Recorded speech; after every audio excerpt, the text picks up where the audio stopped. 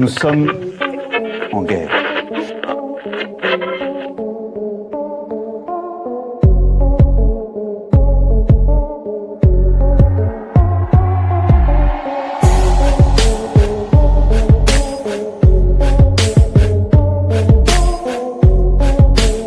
Si vous écoutez ce message, vous êtes la résistance. Eh bien voilà, les résistants du jour pour une émission tout à fait spéciale puisqu'on a la chance dans ce 26e numéro de 100% janvier d'avoir avec nous un invité extraordinaire. On a la chance d'avoir Adnan Hazan qui est en direct de Téhéran. Alors Téhéran, c'est suffisamment Ah non, rare non, sur non, non, des... je suis au droit d'Ormuz. Au droit d'Ormuz. Au détroit d'Ormuz, encore plus au cœur du réacteur. C'était le titre d'ailleurs de cette vignette. Vraiment, vraiment, j'ai les pieds dans l'eau là. Est-ce que vous voyez la mer derrière moi? Non, Alors parce on voit que c'est. la mer et... Vas-y, Alexis. Non, je disais, on voit effectivement la mer et les points lumineux. Alors, est-ce que les points lumineux derrière vous, ce sont des bases américaines?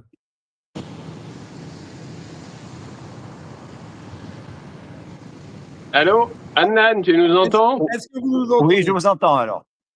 Tu nous entends? Bon, bah, Est-ce parfait. que- Alors, Alexis te disait que ça y est, on commence à voir un peu la mer et que derrière, c'était donc les points lumineux, c'était les bases américaines, c'est ça? C'est exactement. On est en plein cœur de droit d'Ormuz.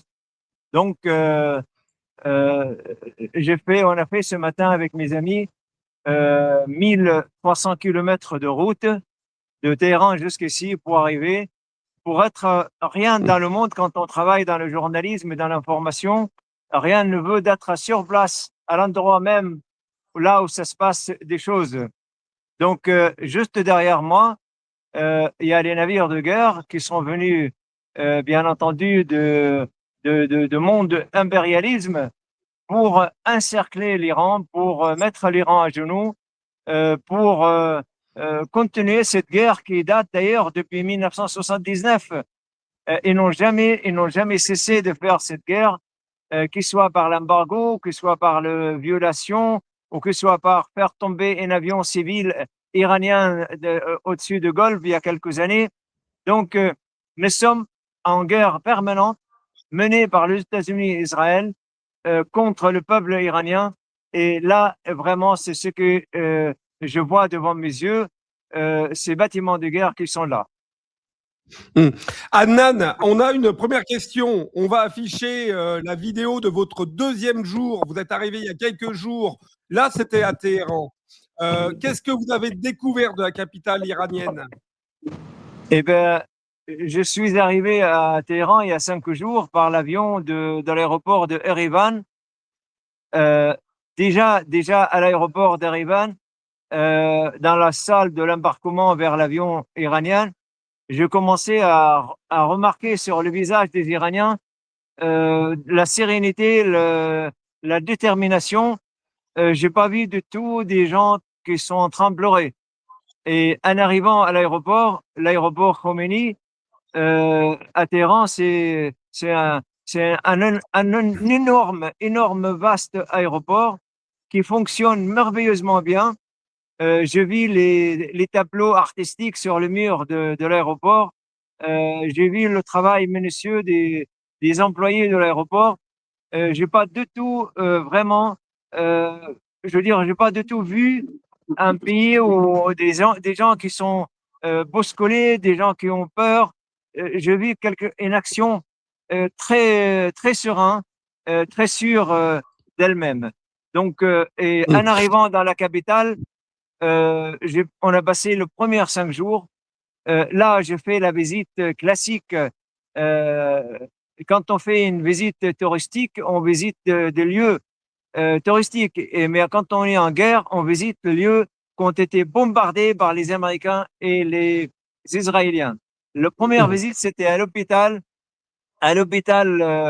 Gandhi.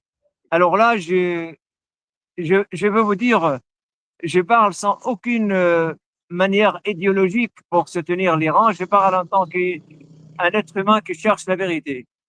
l'hôpital Gandhi, il est détruit, totalement détruit. Quand j'ai regardé autour de l'hôpital, j'attendais de voir une base militaire ou un centre de renseignement ou quelque chose comme ça. Il est absolument, c'est comme si vous allez à l'hôpital Necker à Paris ou à l'hôpital Georges Pompidou. Il est entouré par des habitations, par des bâtiments peut-être administratifs, la télévision française. Ici, c'est exactement la même chose. C'est exactement la même chose. Après l'hôpital Gandhi, on a été dans le mausolée des scientifiques iraniens assassinés. Alors là, c'est absolument extraordinaire. Le nombre des scientifiques iraniens assassinés dans un mausolée extrêmement bien fait pour eux. Et là, j'ai compris que les États-Unis et Israël, ils ne veulent absolument rien laisser à un peuple qui cherche, qui veut se construire. Je veux dire, à quoi ça sert de tuer un astronaute français? Mais quand on tue un astronaute iranien ou un scientifique iranien, ça veut dire à qui profite le crime. Le crime, Ouais. depuis qu'on a créé l'État d'Israël, ça a été dans la charte de la création de l'État d'Israël. Comme il l'a dit le général de Gaulle d'ailleurs, il faut un État fort et il faut détruire tous les grands États autour, que ce soit l'Égypte ou la Syrie ou l'Iran. Donc, il faut pas laisser, et l'Irak, il faut pas laisser un seul pays debout. Après le mausolée des scientifiques, je suis allé visiter un synagogue pour nos amis juifs. Alors là, j'ai vu, c'est la même chose. Le synagogue, il est totalement enraciné dans un vieil quartier de Téhéran. Et en parlant avec les gens qui travaillent là-bas, qui essayent de enlever le gravat, qui essayent de chercher toujours des pièces historiques ou autres, et ils m'ont dit ça a été frappé parce que le rabbin il a dit des choses contre la guerre. Donc Monsieur Netanyahou, il était un peu fâché, donc il a envoyé un missile sur le synagogue. Et voilà, donc après on a été visiter l'université de Téhéran. Une Oui. partie de l'université, le centre, c'est exactement comme ils ont fait à Damas. En fait, quand on fait une guerre américano-israélienne ou sioniste, on fait une photocopie, on l'applique. À chaque fois, on fait une guerre. À Damas, ils ont détruit le centre universitaire de recherche, totalement. Et ils ont tué des étudiants à l'intérieur. Ici, ils ont détruit le centre de recherche technologique à l'université de Téhéran. Donc voilà, après, je suis allé voir la télévision iranienne. Là vraiment, il y a de quoi. Je pense jamais de ma vie, j'ai vu un drame parce que la télévision iranienne, c'était immense, c'était énorme, c'était un pièce de vraiment un tableau magnifique construit avec l'art, avec une architecture extraordinaire. Et là, bien sûr, je ne sais pas si vous vous rappelez l'image de cette femme journaliste iranienne quand la télévision était frappée, on la voyait en train de lire le journal télévisé, et puis il est resté comme ça avec la force de frappe. Elle n'a pas pu bouger, et après il est tombé. Mais je me suis renseigné, ils m'ont dit qu'il est en bonne santé maintenant, il était guéri. Et voilà, si tu veux, donc ce que j'ai fait en Iran. Après, pour arriver au cœur de la question, le soir, tous les Iraniens de Téhéran, ils vont à tour tour à tour à la place de la Révolution. La place de la Révolution, il est immense, il est inondé de monde. À chaque fois, on voit des enfants, des hommes, des femmes, ils arrivent seuls comme ça, c'est-à-dire il n'y a pas un Karcher devant, comme à l'époque de M. Sarkozy, qui souffle le vent pour que les gens ont là-bas. C'est vraiment de leur propre volonté.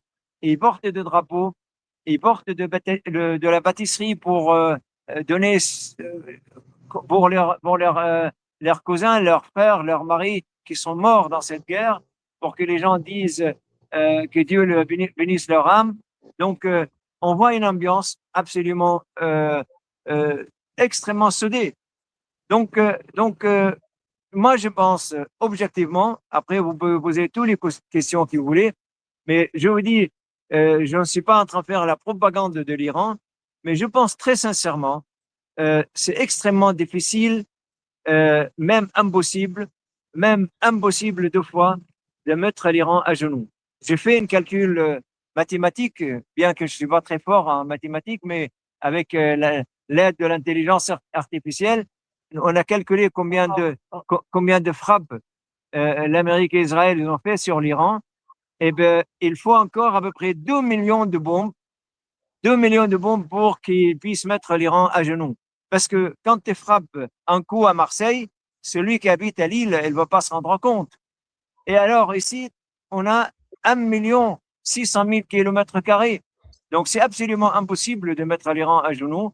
Et les populations iraniennes, j'ai parlé avec même certains opposants de ce qu'on appelle le régime. Alors le régime iranien, c'est que, comme ils disent, on a affaire à un État iranien et pas à un régime iranien. Et même les opposants, ils disent, nous, pendant la guerre, on met notre défiance sur la table. Et on parle pour l'instant de résister face à l'invasion, face à l'envahisseur, face à ce crime qui s'exerce. Je vais vous parler encore de deux choses. Un, de l'école qui a été détruite, ça on l'a vu ce matin, mais je vais rester à Téhéran quelques minutes avec les femmes iraniennes qu'on le présente comme des femmes qui portent de voile. Alors, le moitié dans la rue, hein, le moitié des femmes iraniennes aujourd'hui ne portent pas de voile. Absolument. Et je peux vous dire, ça, je le répète à chaque fois que je suis interviewé, j'étais choqué d'avoir une jeune fille iranienne qui marche en voyant son nombril dans la rue. Voilà, parce qu'il n'est pas beau du tout, en fait. Moi, j'adore quand je vois ces femmes iraniennes avec un petit foulard magnifique, élégant sur la tête. Et voilà, donc pourquoi imposer un système occidental? Pourquoi imposer un point de vue occidental sur le monde entier? Et quand je posais la question à certaines femmes iraniennes qui portaient un petit foulard sur la tête et d'autres qui ne portent pas de foulard, ils m'ont dit, malheureusement, ça, c'est le Coca-Cola américain qui s'impose dans le monde entier. C'est les modes américains qui mettent des milliards de dollars pour imposer leur nourriture, pour imposer leurs vêtements, pour imposer leurs livres, leurs films. Donc voilà, si vous voulez, ce mensonge concernant la femme iranienne, il faut absolument qu'il soit balayé dans notre mentalité. Qu'ils disent clairement au monde entier, comme d'ailleurs elle l'a dit Chateaubriand dans l'époque, qu'ils le disent clairement, on va mettre à la main sur le pétrole iranien, on va mettre à la main sur le pétrole de Golfe, on va mettre à la main sur la richesse du monde entier comme on le fait depuis 100 ans. Là, on peut le comprendre. Mais à chaque fois, ils utilisent tantôt l'arme chimique en Syrie, tantôt l'arme nucléaire en Iran, tantôt la femme iranienne. Tout ça, c'est de mensonges. Alors, ce matin, en arrivant ici à Bandar Abbas, mes amis ils m'ont amené voir cette école qu'on appelle en iranien Shajara Tayyiba. Shajara Tayyiba, ça veut dire arbre de beauté, de bonté. Cette école, mes amis, je vais vous dire ma parole d'honneur. C'est une école qui se trouve en dehors de la ville, c'est-à-dire elle n'est pas collée ni au centre de militaire, ni de centre de recherche, ni administration. Ils l'ont construit comme une école modèle pour les enfants et il n'y a rien autour. Et elle est exactement à quelques mètres de la mer, de navires américains. Donc, les Américains, avec leurs jumelles classiques, hein, ils n'ont pas besoin d'utiliser la technologie moderne. Ils peuvent découvrir chaque couloir de l'école. Donc, on ne peut pas se tromper. Et ils ont frappé l'école et on voit toutes les photos des gamins martyrs dans cette école. On voit leurs familles.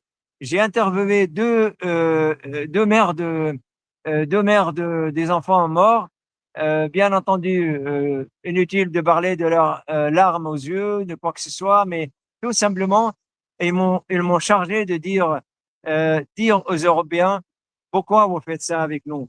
Pourquoi vous tuez nos enfants? Aux Américains, aux Israéliens. Donc voilà, si tu veux, c'est un véritable drame que se déroule ici, sous les yeux du monde entier, tout simplement parce que l'Iran a commencé à construire son infrastructure depuis 1979 jusqu'à aujourd'hui, parce que l'Iran, il a un message, il a son point de vue sur le monde, il a son idéologie. Alors, au lieu de l'abattre comme ça, gratuitement, pour permettre à Israël, en fait, Monsieur Netanyahou, il a envie de réaliser sa prophétie. Ouais, je suis le roi David. Ouais, je vais rester le roi du monde. Oui, l'Europe à mes pieds. Oui, le monde arabe sous mes pieds. Oui, l'Iran, il couche devant moi. Ça se fait pas, ça. Je veux dire, c'est ringard, c'est pas du tout humain. Il faut aujourd'hui qu'on puisse vraiment changer ça. Il y a une place à l'humanisme dans notre vie. Et moi, quand j'ai parlé aux gens ici, que je suis venu en tant que Français pour le voir, en tant que candidat aux élections présidentielles pour voir, ils m'ont dit, mais dites aux chefs d'entreprise français de venir nous voir. Et s'ils peuvent trouver du travail, qu'est-ce qu'ils vont trouver en Israël ou aux États-Unis? Il n'y a pas de place pour les entreprises françaises là-bas. Très sincèrement, en fait, c'est le seul endroit où les gens ils m'ont pris au sérieux quand j'ai dit je suis candidat aux élections présidentielles. Et donc voilà, ça me fait très plaisir de parler de ça ici, parce que les gens, en fait, les gens ici, ils ne sont pas menteurs. Alors, quand on n'est pas menteur, on croit les autres. Et ça, je le dis avec énormément de bonheur. Et voilà ce que j'ai à dire. Je m'excuse de trop parler, mais j'ai des choses sur le cœur à dire. Mais c'est très bien, Adnan. De toute façon, écoute, c'est absolument parfait. Hein. C'est du témoignage, c'est du direct, c'est du vécu, c'est très très bien. Alexis, si tu as des questions, vas-y. Hein, je te laisse. Moi j'en ai, mais si tu en as, Alexis, vas-y. Je vais te laisser commencer les questions. Effectivement, on en a plein, Adnan, parce que je tiens à vous remercier 1000 fois, parce que sur aucune chaîne des fameux grands médias français, on ne voit de personnes qui viennent parler en étant situées en Iran. Donc, on est vraiment heureux d'avoir des témoignages. Un peu plus fort, s'il te plaît. Il faut crier vraiment. Je disais merci de témoigner, parce qu'on n'a pas de témoignages comme le vôtre dans les médias. Claude, la première question, s'il te plaît. Alors, Adnan, donc je te connais bien puisque tu m'as fait découvrir gentiment ton pays, la Syrie, donc 2 fois, et nous sommes amis depuis cette date. Est-ce que tu as déjà bravo pour être allé à Téhéran, pour être allé en Iran, parce que tout le monde n'irait pas, et donc il faut déjà du courage, et donc bravo à toi de le faire, parce que ça c'est pas évident du tout. Est-ce que tu as pu rencontrer des officiels? Non, pas vraiment, parce que j'avais peur que je sois détecté par les services de renseignement français. Et en arrivant à l'aéroport, tu sais qu'est-ce qu'il m'attend. Donc, oui. et même si j'ai rencontré, je le dis, qu'il est sous l'agression des officiers français. Donc, je vais pas chercher. Je préfère rester avec le peuple iranien. Et ça sert à rien, parce que aujourd'hui, n'importe quel analyste politique cultivé, elle sait à peu près qu'est-ce qui se passe ici, tu vois. Et toi, comme moi, comme Alexis, on suit 24 heures sur 24 ce qui se passe en Iran. Alors, dis-moi, admettons que j'ai rencontré un officier iranien, quelle est la question à ton avis que je dois lui poser? La question c'est, est-ce que l'Iran va continuer à résister envers et contre tout? Et je pense que la réponse est oui, mais à part ça, effectivement, est-ce que tu peux développer un peu plus? Voilà, voilà, vas-y. J'ai rencontré un journaliste Ouais. David Bojadas Ah, ou Darius Rochemain, ça veut dire qu'ils ont le bras long, tu vois, ça il connaît un existe. petit peu. Et Ça voilà, existe en Iran, des David Pujadas et ça existe à l'Iran, des. absolument. Donc, j'ai rencontré un journaliste D'accord, qu'il est vraiment très, très au courant de ce qui se passe ici. Il y a d'accord, trois choses sacrées pour les Iraniens. Un, leur uranium enrichi, ça, on n'a pas le droit de toucher. d'accord, Euh, les missiles balistiques, on n'a pas le droit de toucher. L'axe d'accord, de la résistance, on n'a pas le droit de toucher. d'accord, Donc, la gestion de droit d'Ormuz qui est juste derrière moi, on n'a pas le droit de toucher. On peut discuter, négocier, mais les bâtiments de guerre américains doivent quitter la région.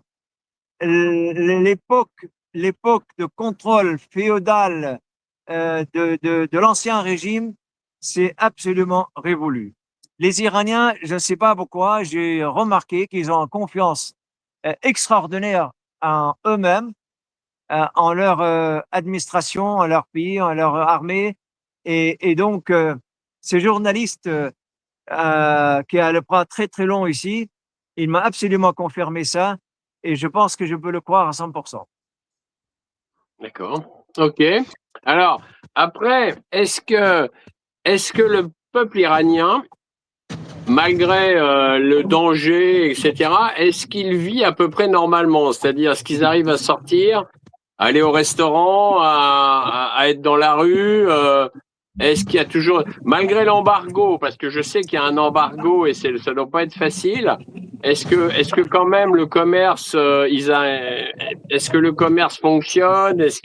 Voilà, ça, si tu peux nous renseigner là-dessus, ça serait bien aussi. Alors, j'ai promené, tu te rappelles de Souk Hamidi à Damas, le souk Oui, bien couvert à sûr, Damas. bien Alors, sûr, bien sûr. ici, on a le fameux bazar iranien, qui le monde entier parle de bazar iranien. C'est vraiment, Ouais, Claude, un jour, il faut que tu viennes ici, parce que c'est un véritable havre de paix. Il est très bon. On voit tous les parfums, on voit toute la finesse de tapis iranien et tout ça. Alors, en parlant avec les gens, ils disent qu'on a des difficultés financières, bien sûr, parce que l'Amérique mène la guerre contre la monnaie iranienne, tu vois. Ils essayent ouais, depuis 49 ans. Et si je te dis qu'il n'y a pas de difficulté, là, tu vas commencer à douter de ma parole. Il y a des difficultés. Mais quand je rentre dans n'importe quel restaurant ici à Téhéran, ou même dans cette ville ici à Bandar Abbas, je vois des gens qui sont en train de manger dans un restaurant. J'ai visité une famille iranienne qui m'ont reçu quand je voyageais à cheval à travers l'Iran. Tu vois, ouais, c'est une famille qui ont un centre équestre. J'ai vu des ouais. gens qui montent à cheval, c'est-à-dire les gens ils payent encore de l'argent pour monter à cheval. Ça, c'est quand même un signe de richesse.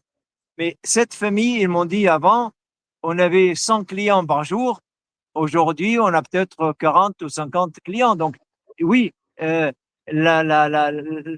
l'embargo contre l'Iran, l'embargo du monde entier, parce que n'importe quelle personne va commercer avec l'Iran et sera mis sur la liste rouge américano-israélien.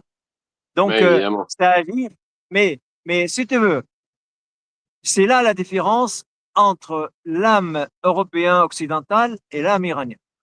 Pour les Iraniens, ils vont te dire, eh ben, je préfère manger de pain, je préfère ne pas manger, mais garder mon honneur et me défendre.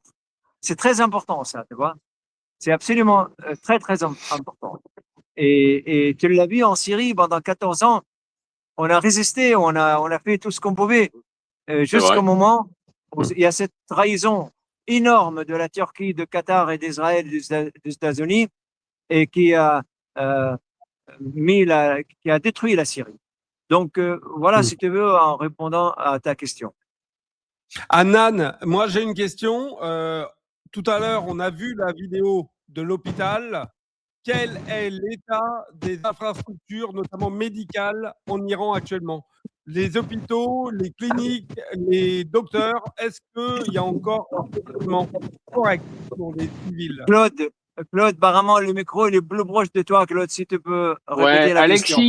Alexis, je vais répéter ta question parce qu'apparemment, quand tu parles, il doit y avoir un espèce de brouillage parce Ok, qu'Adnan ok, Claude. entend pas vraiment ta question.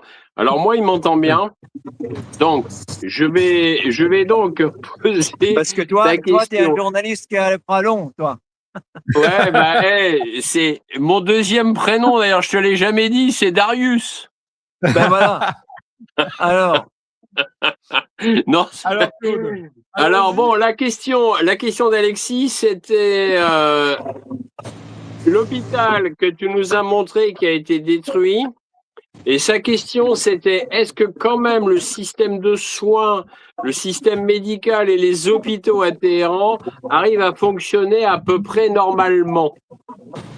écoute, que ce soit les hôpitaux ou les aéroports, parce que j'ai vu à l'aéroport Khomeini, il n'y a pas, si tu veux, il n'y a pas un état de démission en Iran. C'est ça que je voulais te dire, vraiment. Mais au lieu de fonctionner à 100%, peut-être ça fonctionne à 60%, tu vois. Donc, Oui. mais il n'y a pas du tout, ni dans leur mentalité, ni dans leur quotidien, il n'y a absolument pas. Je te dis, même le centre équestre, les gens continuent d'aller monter à cheval. Il y a pas il y a pas la démission du peuple iranien. Et ça, c'est très Oui, important. mais Bon, Claude, il faut rappeler qu'on en parlait notamment pour Gaza. Pour Gaza, l'intégralité des hôpitaux ont été frappés, ont été détruits. Oui. Donc, au-delà de la résilience, il y a la capacité, je dirais, d'avoir la technologie ou les moyens médicaux pour continuer à soigner. Voilà. Tu as entendu la question non, Tu as pas entendu la... vraiment. Non, si tu peux le Alors, répéter, s'il te plaît. il disait oui, qu'il comprend, il comprend la résilience, si tu veux, du peuple iranien. Mais sa question, c'était que s'il compare avec Gaza, la totalité des infrastructures, des hôpitaux ont été détruits par Benjamin Netanyahou. Donc, sa question, c'est est-ce qu'il y a encore beaucoup d'hôpitaux et qui fonctionnent à Téhéran ou pas? Ou est-ce qu'il y en a beaucoup qui ont été détruits? Et voilà, c'est ça sa question, si tu veux.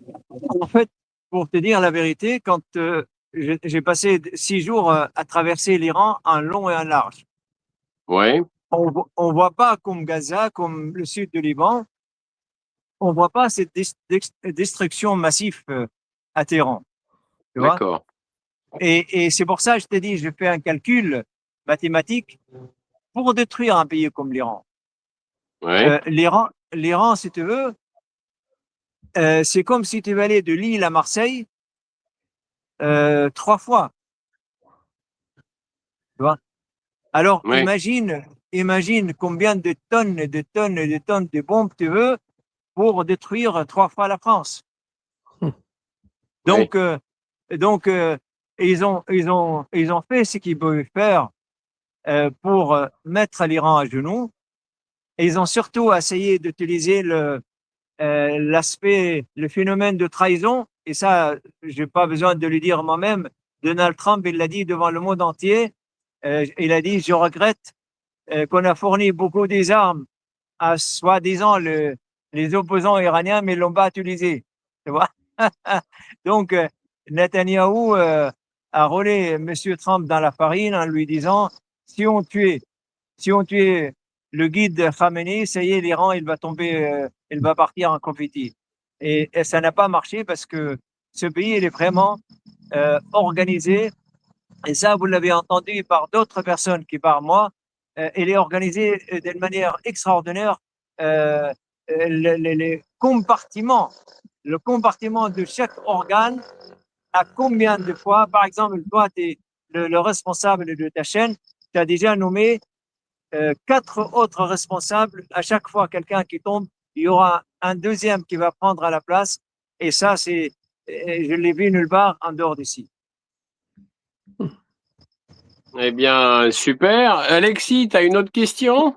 Moi, je voulais savoir, Claude, je suis désolé, tu te fais mon j'allais pas dire porte-parole, mais en tout cas, tu te fais mon écho. Mais il n'y a pas de souci, écoute.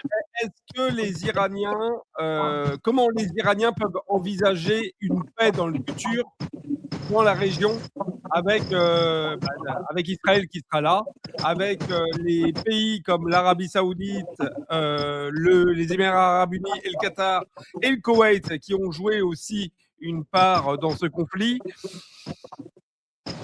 Comment les Iraniens Alors attends, je vais lui répéter, parce que là il faudrait que tu fasses des questions plus courtes parce qu'il t'entend pas, si tu veux. Alors, Oui. Adnan, c'est simple, sa question c'est comment les Iraniens envisagent-ils la fin de la guerre, puisque Israël n'aura pas envie de lâcher le morceau. Donc, ça, je pense que l'Iran, enfin, les Perses le savent, les Iraniens le savent, mais il y a donc Israël qui va vouloir continuer. Il y a les pays du Golfe, l'Arabie Saoudite, les Émirats d'Arabes Unis qui sont entre les deux, c'est-à-dire ils obéissent à la fois aux Américains, mais là, ils se sont rendus compte qu'ils s'étaient engagés dans un conflit. Bon, bref. Et est-ce que l'Iran aussi a le soutien toujours de la Chine? Moi, je pense que oui. Et si tu veux, un peu comment ça se passe à ce niveau-là, quoi. Alors, la différence de la relation entre l'Iran et la Chine et les pays arabes et l'Amérique, elle est extrêmement énorme. L'Iran et la Chine, ils ont des relations d'amitié, amicaux et d'intérêt économique. L'Iran n'est pas à genoux devant la Chine. L'Iran fabrique tout, qu'il soit des médicaments, qu'il soit de l'armement, qu'il soit de l'agriculture. L'Iran a développé sa potentiel de la résistance dans tous les domaines de la vie. Or, les pays arabes, malheureusement, ils ont financé l'installation de tous les bases militaires pour que l'Amérique puisse les protéger. En fait, ils étaient roulés dans la farine. Ils ont payé je ne sais pas combien de tonnes de dollars, parce que ici aussi, on ne compte pas par 5 dollars ou 10 dollars, ici par tonnes de dollars. Ils ont dépensé tellement de tonnes de dollars pour qu'ils puissent être protégés par l'Amérique, mais l'Amérique ne les a pas protégés. Et l'Iran, ils savent très bien ça. Et c'est pour ça l'Iran, en fait, quand il frappe pas le peuple arabe dans la région là-bas. Il frappe des bases militaires. Et si je te pose la question à toi et Alexis, si dans votre maison, tous les jours, une personne qui vous balance des cailloux de la maison de votre voisin, et vous allez voir le voisin et vous lui dire, écoute, il y a quelqu'un chez toi qui est en train de me balancer par les cailloux. Alors le voisin, il veut dire, moi, je ne peux rien.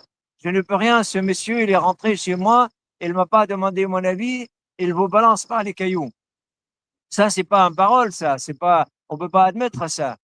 Les pays arabes dans la région, il faut qu'ils mettent dans leur tête qu'aujourd'hui, ce n'est plus du tout comme à l'époque de Deuxième Guerre mondiale, à l'époque où on a les États-Unis qui gouvernent le monde avec ses gros sabots.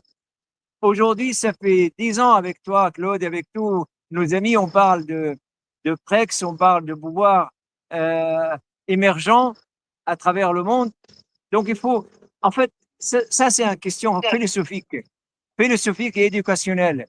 On n'a pas fait l'éducation à nos enfants pour qu'ils puissent comprendre que l'ancienne période est révolue totalement. C'est absolument révolu. Les États-Unis aujourd'hui, je ne veux pas dire qu'il y a une perte ou qu'il y a un recul, mais il n'est plus le maître du monde. Et d'ailleurs, si on écoute, moi j'écoute tous les jours au moins 1 heure les analystes américains des partis démocrates et certains des partis républicains.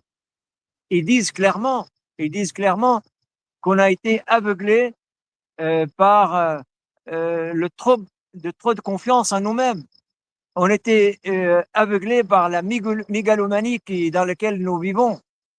Donc, si tu veux, Ça, c'est probablement les choses la plus importante qu'on peut dire, parce que c'est ça le cœur des choses aujourd'hui. Aujourd'hui, les intellectuels occidentaux qui ont régné sur le reste de la planète avec la pensée de la supériorité, et ça, c'est le thème de mon livre, Les Français vivent par un arabe. Et j'ai écrit tellement sur cette partie-là qui est le cœur de l'histoire actuellement. Israël, elle ne peut absolument pas faire avec l'Iran ce qu'il a fait avec la Syrie, avec la Libye, avec l'Irak et avec le Liban. Ça, c'est terminé. Et moi, depuis un an, je dis qu'il va y avoir de la guerre et l'Iran va gagner cette guerre. Et c'est ce qui est exactement ce qui est en train de se passer aujourd'hui. Et les Américains, je peux te dire, il y a quelque chose de très important, Alexis et Claude. Hier, le Congrès américain, ils ont voté pour empêcher Donald Trump de décider ou d'arrêter la guerre. Alors, à ton avis, si on réfléchit 2 secondes, moi, je pense à 100% que Donald Trump a organisé ce pièce de théâtre pour qu'il puisse sauver un peu la face en disant au Congrès, allez, votez contre moi, comme ça, je veux dire, on est en démocratie et je respecte le vote du Congrès, tu vois. Ça veut dire d'aller dans le mensonge jusqu'au bout pour sauver la face et pour ne pas dire, ça y est, on a perdu la guerre face à l'Iran et face à ses alliés, la Chine et la Russie. Adnan, une dernière question. Quel est votre programme? Encore combien de jours vous restez sur place et qu'est-ce que vous allez voir? Eh bien, ce soir, nous allons dormir ici à Bandar Abbas. Mes amis, ils m'ont promis de me faire manger des crevettes. Tu vois? Donc, voilà, parce qu'ici, on est au bord de la mer. Après, on va rencontrer peut-être des amis intellectuels ici avec lesquels on va parler. Parce que c'est ça, en fait, en Iran, on parle. On n'a pas la bouche clôturée par un aiguille de régime, soi-disant. J'ai rencontré des journalistes au cœur de la télévision et radio iranien quand j'ai visité ce bâtiment détruit. Mais ils sont maintenant délocalisés. Ils fonctionnent à partir d'un autre local. Et c'est vrai qu'il y a un journaliste qui a parlé devant tous ses amis sans avoir la peur qu'il va être, je veux dire, arrêté ou démené de son fonction. Il m'a posé la question, qu'est-ce que je pense de ces gens qui manifestent de temps en temps en Europe contre pour la liberté du peuple iranien. Donc, ça veut dire pour le régime, l'ancien régime, le Shah et tout ça. Et je lui ai répondu exactement comme je devais le répondre, de manière sincère, tout le monde a le droit de manifester, mais manifester, ça ne veut pas dire donner des milliards, acheter des armes par des milliards pour organiser des agressions militaires par des mercenaires. En Syrie, on a fait venir 50 000 mercenaires. En Iran, il y a beaucoup plus que 50 000 mercenaires qu'ils ont voulu le faire. Mais depuis le premier jour, ils ont compris qu'ici, c'est pas du tout la même chose qu'en Syrie. Adnan, oui.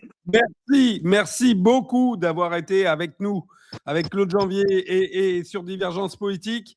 Surtout, Adnan, prenez soin de vous et saluez nos amis en Iran. Dites-leur qu'en tout cas, il y a des personnes en France, il y a des canaux d'information en France qui continuons à soutenir le peuple iranien. Et prenez soin de vous. T'as entendu, Adnan? T'as entendu? Non, redis-moi s'il te plaît. Alors, il te disait donc de prendre soin de toi. Ben ça, moi aussi, évidemment, je te le dis, hein, prends soin de toi. Il te disait qu'on est de tout cœur avec toi, on est de tout cœur avec le peuple iranien, et que tu peux faire passer le message, mais je pense que tu l'as déjà fait passer à tes amis, qu'évidemment, des gens comme Alexis, comme moi et comme d'autres, on est évidemment de tout cœur avec le peuple iranien et qu'on fera tout pour diffuser effectivement, comme on l'a fait ce soir, donc les véritables informations. Donc écoute, un énorme merci en tout cas, bravo à toi, et puis n'hésite pas, si tu as encore des vidéos à envoyer, tu nous envoies des vidéos, ok? Est-ce que j'ai le droit de terminer avec une seule phrase? Vas-y, vas-y. La résistance de l'Iran, c'est la résistance de chaque homme libre, mais vraiment, parce que les Iraniens aujourd'hui, ils se battent pour la liberté dans le monde et pour mettre fin à l'hégémonie impérialiste des États-Unis et de ses alliés. Merci Adnan. À très bientôt. Merci Adnan. Bravo. À très bientôt, Adnan. Merci beaucoup. Claude, on a vécu avec Adnan Azam. Je rappelle pour ceux effectivement qui ne connaissent pas Adnan, qu'il est président du Mouvement international pour la souveraineté des peuples. C'est un écrivain et réalisateur syrien. Il est membre notamment de l'Union des écrivains arabes syriens. Et puis, c'est un ancien membre du bureau exécutif du gouvernorat d'Al-Souaïda. Alors, j'ai peut-être mal prononcé. De Souaïda, oui, c'est ça. C'est ça, oui, c'est ça. Alors, on a vécu, Claude, quand même un moment extraordinaire parce que véritablement, il n'y a aucun média de grand chemin qui aujourd'hui invite comme Adnan, des personnes qui sont sur place, qui voient le quotidien du peuple iranien, à venir témoigner. Donc là, on a eu la chance pendant quasiment 40 minutes de pouvoir comprendre ce qui se passe sur le terrain, pas avec de la désinformation, pas avec la propagande qu'on voit sur nos médias de grand chemin. Claude, qu'est-ce que tu en retires, toi, finalement, de ce témoignage? C'était fort, hein? J'en retire que toujours, tu sais, c'est toujours ce que je pense. Il faut vraiment, si tu veux savoir ce qui se passe dans un pays, il faut y aller. Et ça, c'est un peu, ça a toujours été ma devise. Tu parles mieux d'un pays à partir du moment où tu y vas. Alors évidemment, aller dans un pays en guerre, c'est jamais évident, mais quand même, ça donne quand même, en général, un excellent point de vue. Tu as raison. Écoute, sur le premier point, Claude, le courage pour aller aujourd'hui dans un pays en guerre, et puis on n'est pas dans une petite guerre, on est sur un pays. Ah bah non, là c'est pas dans un petit conflit, effectivement. Donc bravo Adnan. Et puis écoute, la résilience du peuple iranien force le respect. Donc bravo à eux. Et c'est vrai que ça fait plaisir d'avoir au moins des informations en direct, parce qu'au moins celles-là, elles sont réelles, quoi. Ça a été filmé sur place, ça a été voilà. Et donc notre ami Adnan, que je connais bien, donc effectivement, il va continuer son périple en Iran et il nous tiendra au courant. Mais il va pas y rester encore très longtemps. Mais en tout cas, bravo à lui d'y être allé et de nous informer. Moi, je trouve ça très bien. Et là, vraiment, amis internautes, voilà, vous avez quelques informations en direct de Téhéran. Et ça, je vais vous dire, ça vaut son pesant d'or, parce que ça, c'est de l'information. Voilà, ça, c'est de la véritable information. C'est pas de l'analyse subjective et des mensonges honteux fabriqués. Voilà. Comme diraient les Américains, pour le coup, c'est priceless. Ça n'a pas de prix. Pour voilà, exactement. Exactement. Bon ben voilà, écoute, c'était l'occasion de faire un 100% janvier en direct de Téhéran. Oui, alors justement, chers amis, là c'est le moment de le dire, plus que jamais, si vous avez aimé cette émission, partagez avec vos amis, parce que là, je peux vous dire que le shadowban sur YouTube, ça va être terrible. Là, toutes les algorithmies de YouTube vont fonctionner à plein tube pour justement faire que cette vidéo ne soit pas relayée dans les propositions. Donc là, on parle sérieusement, il n'y a qu'une seule solution pour que justement on est des personnes qui de plus en plus puissent être vues en étant sur le terrain, être vues dans nos pays occidentaux, et ben déjà on va commencer par la première pierre. La première pierre, c'est vous. Partagez cette vidéo, faites un j'aime bien entendu, faites un commentaire, mettez un petit message en commentaire pour justement essayer de contourner la barrière sur le référencement. Et vraiment plus que jamais, partagez cette vidéo avec vos proches. Et puis voilà. En tout cas, Claude, 1000 fois merci pour cette magnifique émission. Ben voilà, dans le 27e épisode de 100% janvier, peut-être on reviendra à nos Ryanair et compagnie. Mais sincèrement, c'est un peu moins de brillance que ce qu'on vient de voir là. Et véritablement, on vous a pas montré. Hein. Moi, j'ai hésité quand j'ai préparé l'émission. Notamment, Adnan a parlé de ces fameuses écoles qui ont été bombardées. J'ai hésité à mettre des intégrations visuelles, etc. Et voilà, les images sont insoutenables. Donc, il a été décidé que non. Mais c'est la réalité de nos amis en Iran aujourd'hui. Donc voilà, on les abandonne pas. En tout cas, on pense très fort à eux. Et effectivement, comme l'a dit Adnan, le Congrès américain a voté l'interdiction pour Donald Trump de continuer la guerre. Est-ce que Donald Trump en fera fi? Ça, on le verra dans les jours à venir. Mais en tout cas, Benjamin Netanyahu lui a dit qu'il n'y avait même plus besoin des États-Unis d'Amérique. Donc, pas tout. Voilà. Claude, je te remercie. On se quitte là-dessus. Et puis, à très vite, semaine prochaine, pour un 100% janvier numéro 27, je crois. Allez, bonne semaine à tous et merci.